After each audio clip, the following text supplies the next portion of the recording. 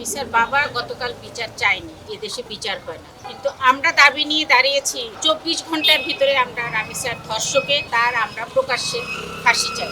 এদেশে কোনো বিচারের উদাহরণ নাই। এটা আমাদেরও মনের কথা। এই রাষ্ট্র বিচার করতে পারবে না, এই রাষ্ট্র বিচার করতে পারে না, এই রাষ্ট্র বিচার করতে চায় না। রামিসার বাবা গতকাল বিচার চায়নি, বিচারহীন সংস্কৃতির মধ্যে উনি দেখেছে এদেশে বিচার হয় না, কিন্তু আমরা দাবি নিয়ে দাঁড়িয়েছি রামিসার বাবা মা হয়ে যে আমরা সরকারের কাছে দাবি 24 ঘন্টার ভিতরে আমরা রামিসার ধর্ষকে এবং যে হত্যাকারী একই জন তার আমরা প্রকাশ্যে ফাঁসি চাই। এইটা যদি দৃশ্যমান না হয় এবং এটা যদি কার্যকর না হয় তাহলে এই দেশে অপরাধ যেভাবে বেড়ে চলেছে তাকে কোনোভাবেই থামানো সম্ভব না, এটা আরও ঊর্ধ্বগতিতে পারবে। আমরা আমাদের শিশুদের নিরাপত্তার কথা চিন্তা করে, সারা বাংলাদেশের শিশুদের নিরাপত্তার কথা চিন্তা করে আমরা এখানে আজকে দাঁড়িয়েছি।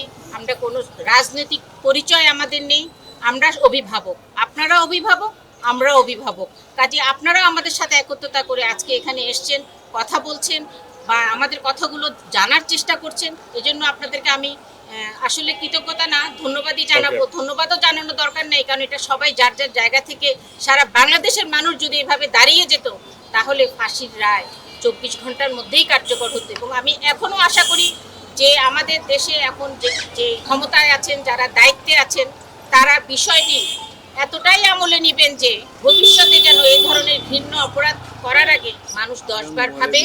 এবং আমরা গত 20 বছর থেকে যে বিচারহীন সংস্কৃতির মধ্যে দিয়ে আমরা যাচ্ছি, যে দীর্ঘ বিচার সংস্কৃতির মধ্যে দিয়ে আমরা যাচ্ছি, সেইটা ভেঙে ফেলা হোক। আসলে রামিসার বাবা যে বলে গেছে আমরা বিচার চাই না, এদেশে কোনো বিচারের উদাহরণ নাই। বাস্তবে কি তাই?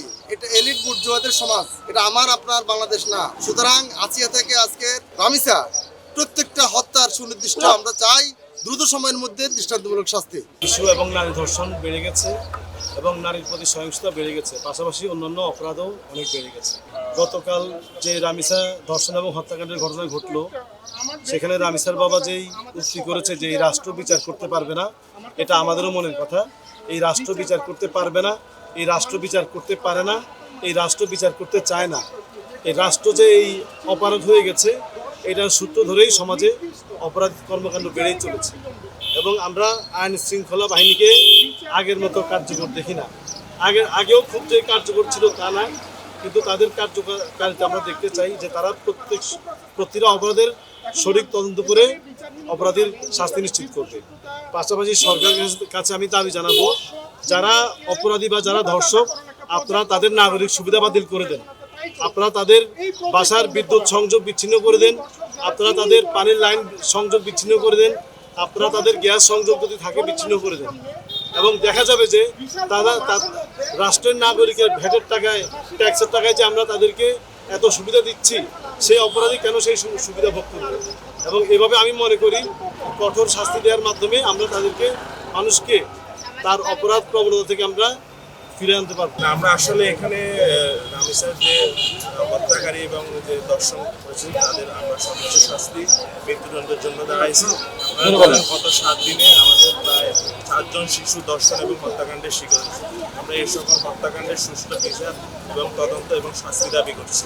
পাশাপাশি বর্তমান সরকারের মাননীয় প্রধানমন্ত্রীর নিকট দাবি করছি যাতে ভবিষ্যতে এই ধরনের ঘটনার পুনরাবৃত্তি না ঘটে, সেজন্য যত দ্রুত সময়ের মধ্যে সম্ভব এই বিচারের আওতায় নেবে এবং কি দোষীদেরকে সর্বোচ্চ শাস্তি মৃত্যুদণ্ডের আওতায় নিয়ে আসে।